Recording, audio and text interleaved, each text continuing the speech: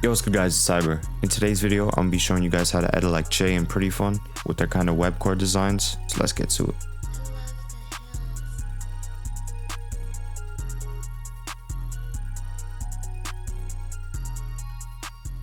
Before I start off, make sure to follow all my socials down below. And make sure to join my Discord. I have a few free assets in there.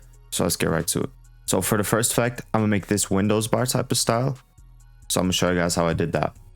So once we have our clip, all we're going to do is just go into Google. So all we're going to do is just look for Windows XP bar template in Google.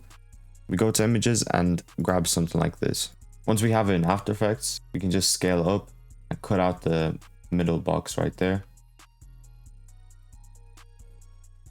We're going to go to our mask and subtract it. And then we have something like that. So basically what we can do is just pre-compose this. And then grab our actual clip and scale it behind here. We can even have a stretch res look on it by just scaling up into the box. Alright, so once we have that, I'm gonna add in a distort look into the clip. I'm gonna use one of my distort packs from my Ken Carson editing pack, so make sure to go check it out. I got the link in my description. I got over 15 distort effects in that pack. All that match the style of Ken Carson, that kind of distort grungy look, so I'm just gonna mess around and see what looks best. Alright, so once I got my effect in there, I just pre-composed the layer. And now we got something like this. What we can do now is make a new solid. And we could add a white background to it. Alright, now we can start messing around with the background by adding in text. So what I'm going to do is just type in Pretty Fun. Alright, once we have that here, we're just going to mess around with the fonts and the colors. Alright, cool. So once we have that done, we can just position it into a spot that we like. And what I recommend doing is adding a mosaic to it. A mosaic just kind of adds that like 8-bit style to it. I'm going to do something like this. And then after that, just a drop shadow. So in our drop shadow, we can just increase the distance a tiny bit, up the opacity just a little bit too. So we have something like this. Now what we can do is just add a turbulent displace. And we just mess around with the amount a little bit.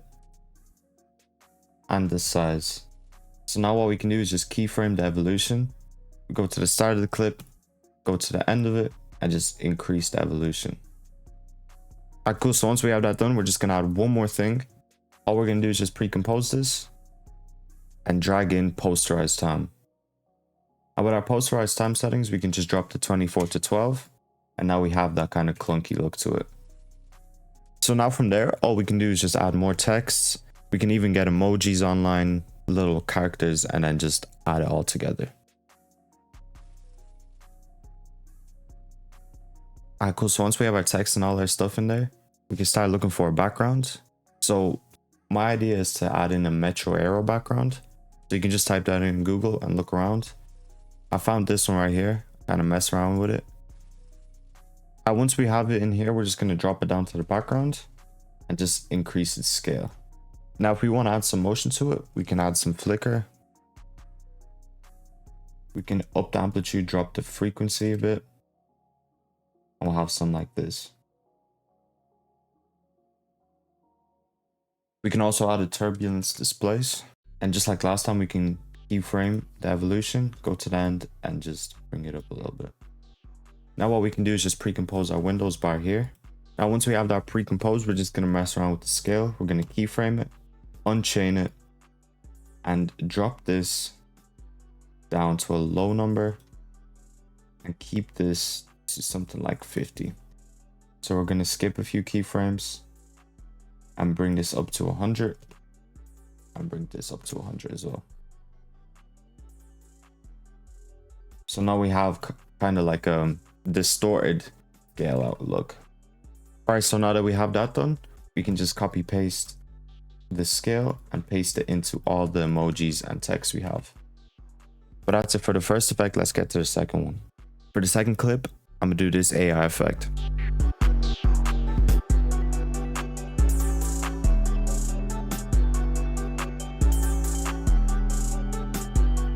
So first what we gotta do is grab our clip and export it. When exporting, make sure the frame you kind of want the AI effect to start on is the last frame of the clip. So I'm just going to cut this clip short into this right here. Alright, so we're just gonna slide into Pixverse. I did just drop a tutorial on it, so make sure to go check that out. All we have to do is just go to the bar down here, drag in our image, and add in a prompt that we like. For my prompt, I was thinking of turning him into a clown and kind of exploding into different colors, so we're gonna see if that will work. Each prompt you make does cost you credits, so eventually you will have to subscribe to it, but I definitely recommend this site. It goes crazy. Alright, so our preview is done. Let's just check it out now.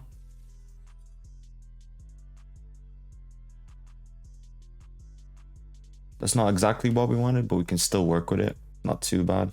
Let's just get that into After Effects. Alright, so the unpaid version does mess around with the resolution, so we'll drop your video quality a little bit. Also showed you guys how to remove watermarks in the last video. All we have to do is just mask it out. Go to content aware fill. Go to our mask first. Subtract our mask. Go to the content aware fill and generate fill layer. If the generate fill layer also takes too long, we can just scale it up and just remove the watermark like that. Alright, so once we have that, we can just spice it up by adding some effects onto it. What I used was an effect from my pack I just recently dropped, my Distort pack. It just kind of adds beams to it. I'll show you guys right now. I hate you.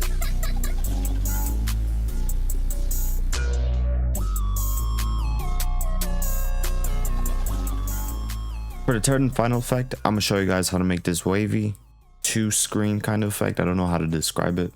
Let me show you guys how I did it. Let's start off by making a wavy look. We just go to Wave Warp. We go bring our direction to 0, and now we just mess around with our width and height. I recommend increasing the width and then just the height by a little bit. Now all we have to do is increase our speed, so now we have something like this. Now all we have to do is add turbulent displays, drop our size, and keyframe our evolution, go to the end of the clip and increase the evolution by a lot. Maybe we can just drop it a little bit. Something like this.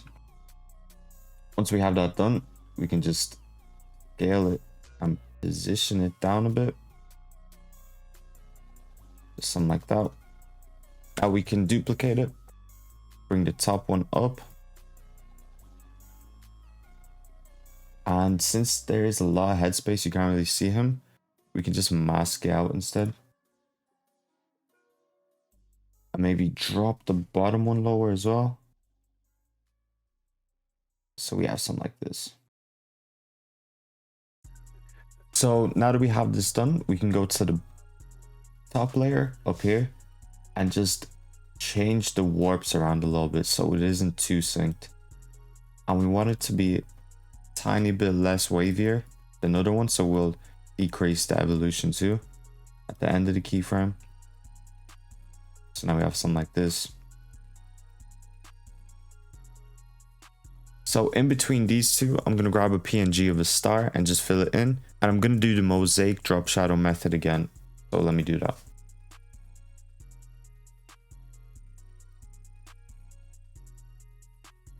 So once we have that in, we're just going to line them up and just mess around with the rotations on each lineup.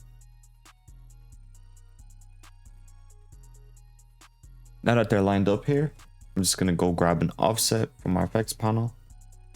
I'm going to keyframe, shift center too, go to the end and just bring this up a little bit. That might be a bit too fast, so let me just like this. Alright, something like that is cool. Alright, now we can pre-compose that again and add a posterized time. Drop it down to 12, so it does have that kind of shuddery look to it. And just to spice it off, I'm gonna add a vignette to it. I'll just leave it like default. I think that kind of looks cool. And we can add in a grain too. With the grain, I always up my frequency a lot, just so I can see it, and then drop the amplitude too. And just to finalize it, a little flicker. I'm gonna up the amplitude, and then just drop the frequency to something like 3. So now we have something like this.